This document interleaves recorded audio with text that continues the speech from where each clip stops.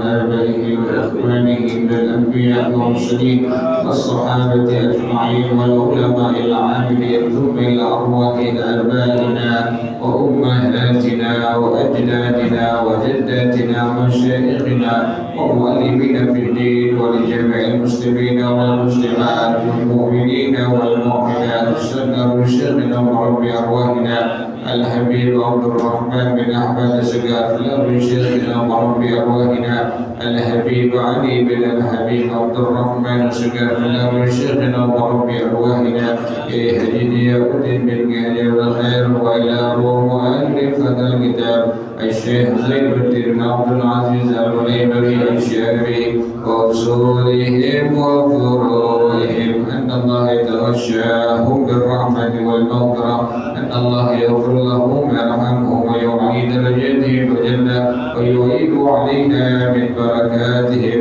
وأسرارهم وأنوارهم وعلومهم ونفحاتهم وكراماتهم وإمدادهم في الدين والدنيا والآخرة. الفاتحة على هذه النية وعلى كل نية صالحة يا لباب كل خير نافعة لكل شر وإلى حضرة النبي محمد صلى الله عليه وآله وصحبه وسلم. الفاتحة. أعوذ بالله من الشيطان الرجيم. بسم الله الرحمن الرحيم.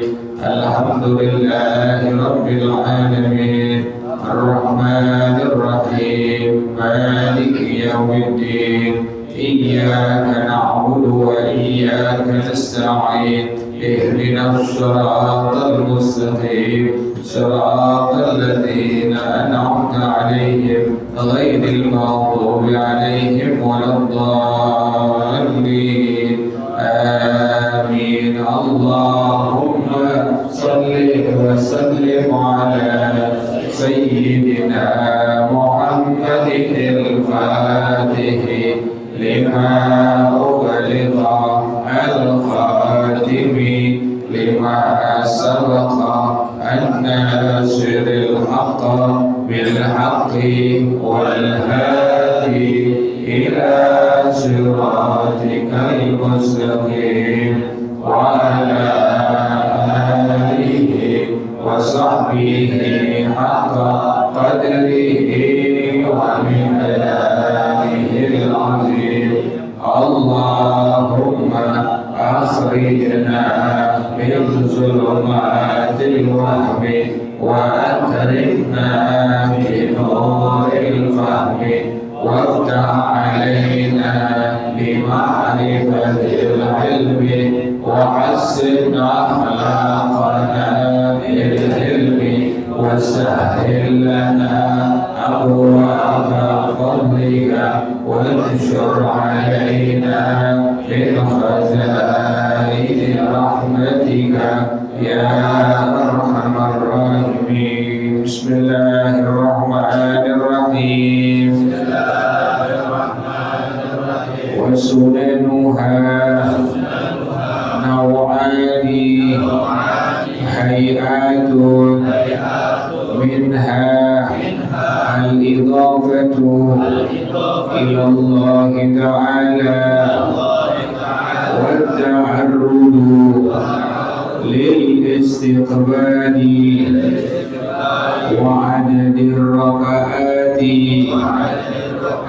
والأداء والقضاء وإن لم يكن عليه فائدة مماثلة للمؤدات والنطق بالمنوي ونظر موضع سجوده مطرقا رأسه قليلا ثم رفع يديه بكشف حذو منكبيه مع ابتداء تحرم وركوع ورفع منه ومن تشهد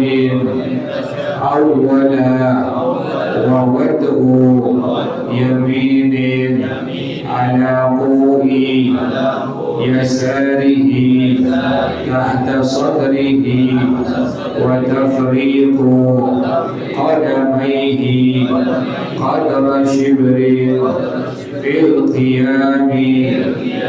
والله أعلم بالصواب. بسم الله الرحمن الرحيم. الحمد لله رب العالمين والصلاة والسلام على أشرف الأنبياء والمرسلين وعلى آله وصحبه أجمعين. قال شيخ الإمام المؤلف رحمه الله وأدام النفع به بركات علومه وبكم بالدارين آمين. قال رضي الله تعالى عنكم. بسم الله الرحمن الرحيم. وسننها نوعان hay'atun. Sunnah salat itu ada dua macam. Pertama sunnah hayat. Apa itu sunnah hayat? Malaysa ruknan fiha, sunnah yang bukan masuk kategori rukun. Wala maqdan yujbaru bisujudi, juga bukan sunnah ab'ad yang dapat ditambal dengan melakukan sujud sahwi. Jadi sunnah hayat adalah definisinya dia bukan termasuk rukun. Yang kedua, sunnah hayat bukan termasuk sunnah ab'ad yang dapat ditambal dengan sujud sahwi. Nah, bagaimana bila ada orang yang meninggalkan sunnah hayat? Apakah dia ada kesunnahan untuk melakukan sujud sahwi?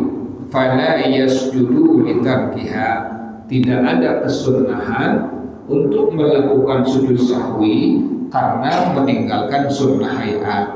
Ingatin ya, jadi sunnah hayat itu pertama dia bukan rukun. Yang kedua dia bukan sunnah ab'ad yang dapat ditambal dengan melakukan sujud sahwi. Nah, karena dia bukan sunnah ab'ad, maka tidak ada kesunnahan untuk melakukan sujud sahwi karena meninggalkan sunnah hayat tadi. Bagaimana bila ada orang yang tetap sujud sahwi padahal meninggalkan sunnah hayat itu tidak ada kesunnahan untuk melakukan sujud sahwi? Nah, bagaimana kasusnya bila ada orang yang tetap melakukan sujud sahwi padahal karena meninggalkan sunnah hayat tidak ada kesunnahan untuk melakukan sujud sahwi? Fa in sajada li syai'in minha amidan aliman batalat salatuhu. Maka jika ada orang yang melakukan sujud sahwi karena meninggalkan sunnah hayat sengaja-ngaja dan mengetahui keharamannya, batal salat yang dia lakukan. Jadi fatal. Jadi sunnah hayat itu bila kita tinggalkan, contohnya apa? Nanti akan disebutkan insyaallah. Jadi yang perlu kita ketahui pertama kali sekarang adalah sunnah hayat dia bukan termasuk rukun. Yang kedua bukan termasuk sujud, bukan termasuk sunnah ab'ad. Nah, kemudian bila meninggalkannya tidak disunnahkan untuk melakukan sujud sahwi. Bila ada orang yang meninggalkan sunnah hayat kemudian dia sujud sahwi sengaja-ngaja mengetahui keharamannya, maka salat dia dihukumkan batal. Illa kecuali in kana jahilan ma'dhuran li qurbi ahdihi bil islami, kecuali dia nggak ngerti, dia jahil, dia orang yang nggak ngerti, dia orang yang jahil, yang udzur pada hukum syara. Karena apa contohnya? Li qurbi ahdihi bil islami, karena dia baru masuk Islam. Baru masuk Islam disangkanya meninggalkan sunnah hayat, disunnahkan untuk melakukan sujud sahwi. Orang yang demikian kasusnya tidak batal sholatnya. Kenapa demikian? Karena dia nggak tahu dan masuk dalam kategori udzur syar'i. Tadi alasannya tuh, dia nggak tahu dan masuk dalam kategori udzur syar'i. Atau nasyihi ba'idan 'anil ulama, atau ada orang yang tinggal jauh dari ulama, tinggalnya di hutan yang nggak ada guru agama, ya, tinggalnya di ujung gunung yang tidak ada guru agama, Dia nggak tahu pas meninggalkan sunnah hayat ini orang melakukan sujud sahwi, sholatnya dihukumkan tidak batal. Jelas ya. Nah, apa saja yang masuk dalam kategori sunnah hayat ini? Minha al-idhafatu ilallah ta'ala. Di antara sunnah hayat adalah menyandarkan dengan kepada kalimat Allah, lillahi, gitu ya. Kita kan suka niat usolli fardhal maghribi salasa rakaatin mustaqbilal kiblati adaan lillahi ta'ala. Kalimat lillahi ta'ala ini masuk dalam sunnah hayat. Jadi nggak batal kalau seandainya ada orang yang nggak niat apa dengan kalimat lillahi ta'ala, karena dia masuk dalam kategori sunnah hayat. Wa ta'arrudu lil istiqbali wa adadir rakaati. Dan seseorang memaparkan kalimat menghadap kiblat dan jumlah rakaat. Contoh tadi maghrib misalnya, usolli fardhal maghribi, jumlah rakaatnya 3 rakaatin. Itu hukumnya apa tuh? Sunnah hayat. Kemudian kita bilang lagi niat mustaqbilal kiblati, juga hukumnya apa? Sunnah hayat. Juga ditambahkan dengan kalimat lillahi ta'ala, juga hukumnya apa? Sunnah hayat. Jadi yang wajib cuma 3, usolli fardhal maghribi. Kemudian bila berjamaah tambahkan kalimat ma'muman. Gitu ya. Jadi yang lainnya itu bukan wajib, tapi hukumnya apa? Sunnah hayat.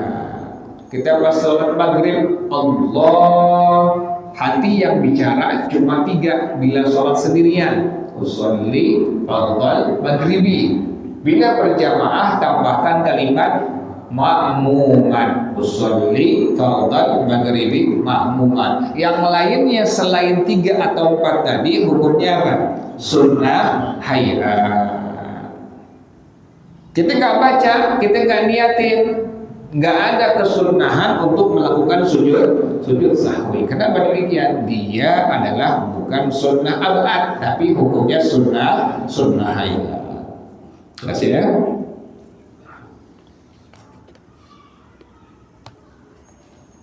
Nah, sekarang bagaimana bila ada orang yang menentukan jumlah bilangan, niat di hatinya, kemudian salah pas masuk niat di hati?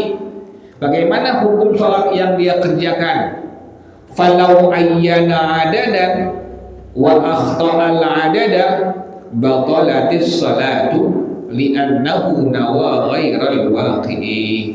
Bila ada orang yang menentukan jumlah bilangan sholat dan salah pada penentuan jumlah bilangan sholat tadi, maka sholatnya dihukumkan batal. Contoh maghrib tadi, kan maghrib seharusnya usolli fardhal maghribi 3 rakaatin. Ini ada orang yang pas niat Allah, masuk di hatinya usolli fardhal maghribi misalnya 4 rakaatin, maka ini orang sholatnya dihukumkan apa? Batal. Kenapa demikian? Karena dia salah pada penentuan jumlah bilangan rakaat tadi. Mas ya? Jadi sunnah hayat bila salah penentuan jumlah bilangan rakaatnya, maka dihukumkan fatal akibatnya. Sholatnya dihukumkan menjadi batal. Jadi ingetin ya, yang wajib hanya 3 bila sholatnya sendirian. Tadi maghrib contohnya usolli fardhal maghribi. Bila berjamaah, kan berjamaah maka tambahkan kalimat makmuman jadi 4 tuh. Selain yang 3 atau 4 tadi hukumnya apa? Sunnah hayat. Jadi agak repot ya kalau semua mesti diapain? Masukin. Jadi akhirnya panjang Allah panjangan. Kalau 3 atau 4 kan pendek. Allah masuk hati bicara usolli fardhal maghribi ma'muman. wal adai wal qada'i.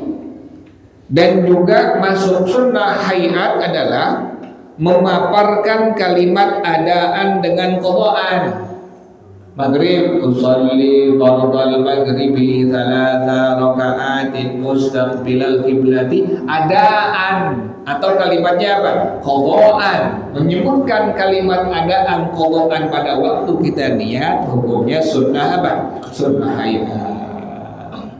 Jadi yang wajib cuma 3 atau cuma 4 saja setiap sholat yang fardu. Nah sekarang gimana kalau seandainya ada orang yang terbolak-balik, sholatnya adaan tapi niatnya qada'an, atau ada orang yang sholatnya qada'an tapi niatnya apa? Adaan. Sah enggak sholat yang dia kerjakan? Misalnya maghrib yang dia kerjakan adaan tapi dia niatnya apa? Qada'an.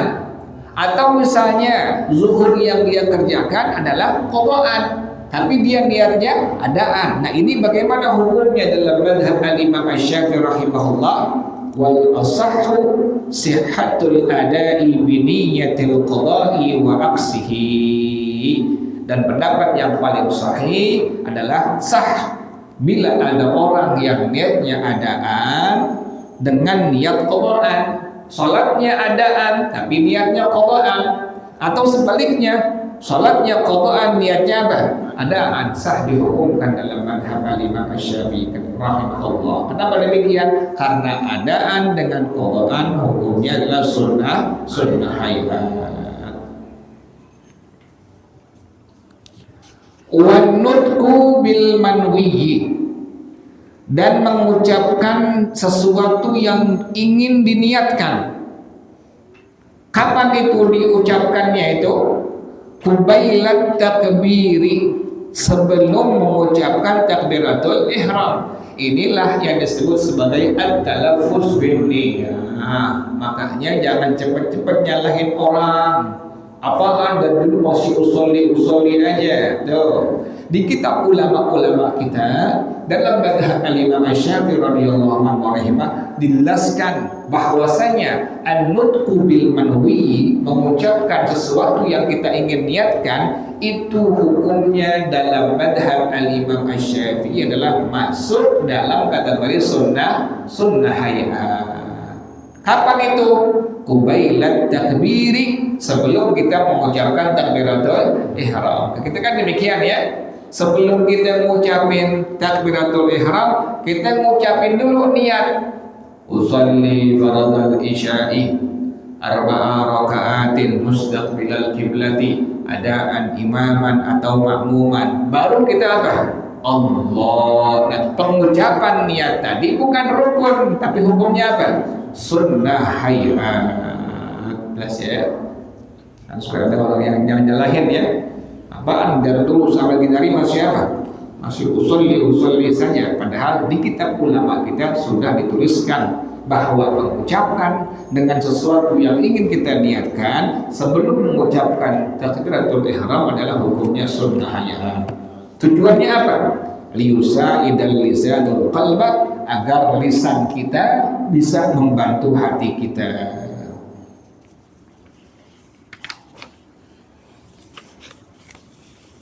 Wa nazaru mawdi'i sujudihi, dan melihat ke tempat sujud kita, mutriqan ra'sahu qalilan, menundukkan sedikit kepala kita. Jadi kita dari awal sebelum mengucapin niat, pandangan mata sudah melihat kepada tempat apa? Tempat sujud. Nah, melihat ke tempat sujud bukan rukun, tapi hukumnya apa? Sunnah hayat. Bagaimana bila ini orang buta, atau pas lagi sholat berjamaah di masjid atau di mushola mati lampu? Apakah tetap kita sunnah memandang ke tempat sujud? Wa in kana a'ma aw fi zulmatin bi an takuna halatuhu halatan nadhiri li mahalli sujudihi. Sekalipun ini orang adalah orang yang buta, sekalipun ini orang adalah sholatnya di tempat yang gelap, Sekalipun dia buta, maka tetap kesunnahannya pada waktu dia sholat, pandangan matanya ke tempat apa? Ke tempat sujud. Atau pas sholat mati lampu, tetap kita waktu sholat disunnahkan kita mengarahkan pandangan mata kita ke tempat sujud. Kok sunnah demikian? Mengarahkan pandangan mata ke tempat sujud? Li'anna jam'an nazari fi mawdi'in aqraba ila al-khushu'i ila fi mawdi'is sujudi aqrabu ila al-khushu'i. Karena menghimpun pandangan mata ke tempat sujud itu lebih mendekatkan kepada khusyuk kita, lebih khusyuk kita ketimbang mata kita kemana? Ke depan, atau kita kemana-mana mata kita itu hilang khusyuk kita. Nah, untuk lebih khusyuk ulama kita mengajarkan ambil kesunnahannya pandangan mata kita dari awal sudah ke tempat apa? Ke tempat sujud. Sekarang gimana kalau sembahyang jenazah? Apakah tetap kesunnahannya ke tempat sujud? Wa kharaja bi mawdi'i sujudihi al-musalli ala janazatin fayanzuru ilaiha. Tidak termasuk dengan memandang ke tempat sujud adalah orang yang mensolatkan jenazah, maka disunnahkan melihat kepada jenazah. Itu praktekin tuh, praktekin. Jadi kalau lagi sholatul jenazah, tidak kesunnahannya ke tempat apa? Sujud pandangan mata kita, tapi sunnahnya pandangan mata kita melihat apa? Melihat jenazahnya. Beda di sini ya. Nah, bedakan di sini. Jadi bukan ke tempat sujud. Di depan ada jenazah nih, kita pengen sembahyang jenazah berjamaah. Nah, pandangan mata kita bukan kemana? Tempat sujud, tapi kemana? Jenazah yang ingin kita sholatkan. Lebih? Nggak usah tidak begitu. Yang sekira-kira gampang melihatnya aja, kita di pondok sono, jenazah tengah, masa gitu begitu? Jangan yang kira-kira gampang aja. Kalau yang jauh nggak usah. Ini yang dekat jenazah, Jadi bila kita sembahyangnya dekat apa? Jenazah nih. Ini jenazah, ini kita udah mata kita ke arah jenazah. Kalau kita di pojok nggak usah. Agak repot situ kalau di pojok. Jadi ini bicaranya kalau di depan kita ada apa? Jenazahnya. Udah ya? Jadi kalau sholatul jenazah, maka sunnahnya kita melihat kepada jenazahnya. Apalagi yang dikecualikan, wastusniya minan nawri ila mawdi'is sujudi halatut tasyahhudi, dan dikecualikan dari memandang kepada tempat sujud adalah waktu tasyahud. Nah, waktu tasyahud pas sampai kalimat asyhadu an la ilaha illallah kan sunnah apa? Nunjuk dengan telunjuk. Dalam mazhab Imam Syafi'i radhiyallahu anhu rahimah, sunnah kita tidak menggerak-gerakkan kita punya telunjuk illallah. Nah, pandangan mata kita tadi kan sebelumnya kemana? Tempat sujud, pindah ke telunjuk kita. Tuh ingetin. Pas tasyahud awal atau tasyahud akhir, pas sampai kalimat asyhadu an la ilaha illallah, pindah pandangan mata yang tadi ke tempat sujud ke arah telunjuk kita. Asyhadu an la ilaha illallah. Sampai kapan? Kalau tasyahud awal sampai kita bangun ke rakaat yang selanjutnya.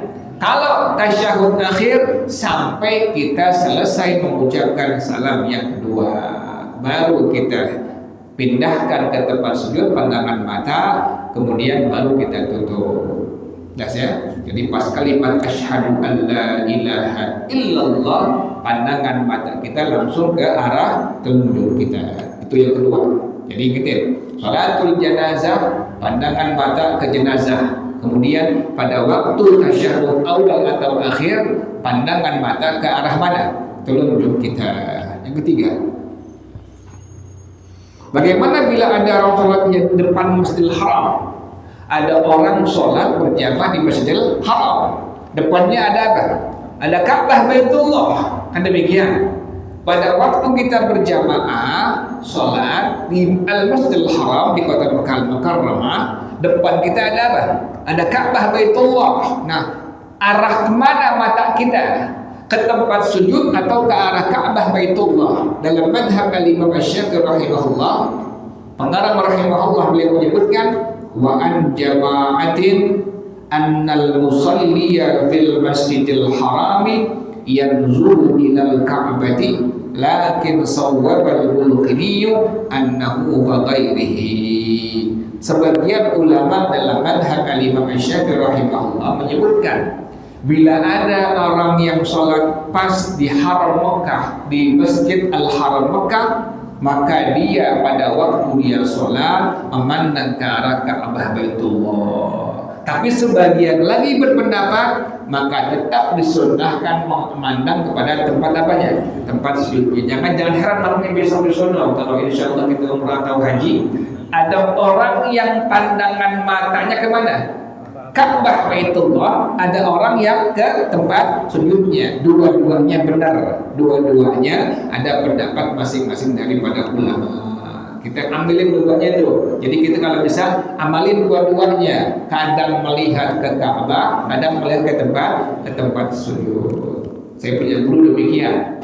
Gimana ini kalau ada begini? Amalkan dua-duanya agar mendapatkan dua hadisnya Rasulullah Shallallahu Alaihi Wasallam. Jelas ya? Jadi bila kita sembahyang di Ka'bah Baitullah, di Haram Mekah, maka diperbolehkan memandang ke arah Ka'bah atau tetap ke arah tempat sujud kita. Wallahu a'lam bishawab. Al-Fatihah. A'udzu billahi minasyaitonir rajim. Bismillahirrahmanirrahim. Alhamdulillahirabbil alamin. Ar-Rahmanir Rahim. Maliki yaumiddin.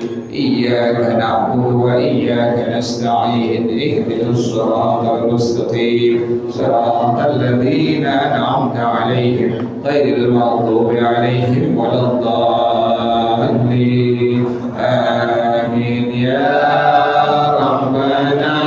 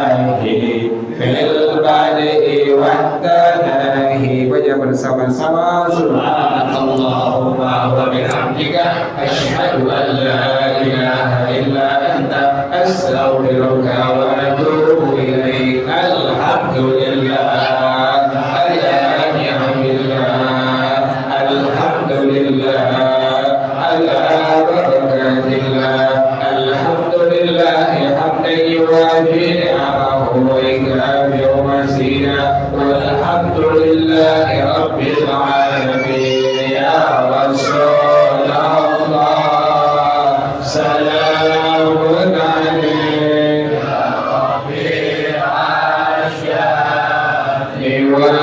والدرج يا رسول الله سلام عليك يا ربي الشان والدرج يا رسول الله سلام عليك يا ربي الشان